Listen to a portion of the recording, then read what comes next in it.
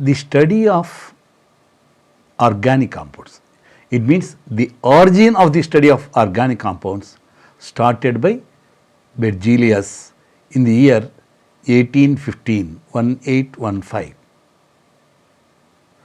According to vital force theory, organic compounds are products of a vital force present in living organisms. Hence, the scientific community at the time of Berzelius could not try to prepare organic compounds, as they believed to prepare organic compounds we require vital force present in living organisms. In the year 1828, Höhler, he carried great experiment by heating ammonium cyanate.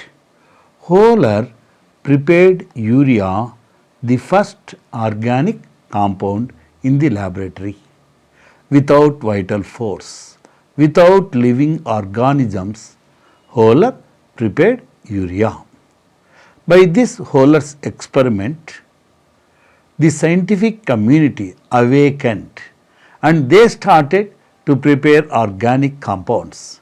By Höhler's experiment, the significance of vital force theory has lost and the scientific community awakened and started to prepare organic compounds. Here, ammonium cyanate simply rearranges to urea on heating. Actually, ammonium cyanate and urea are pair of functional isomers with molecular weight 60. After Höhler's preparation of urea, Kolbe prepared acetic acid without vital force and living organisms.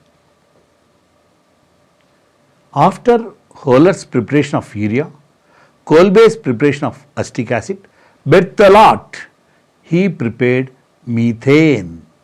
All these scientists, including Höhler, Kolbe, Berthelot, they prepared organic compounds without vital force, without living organisms.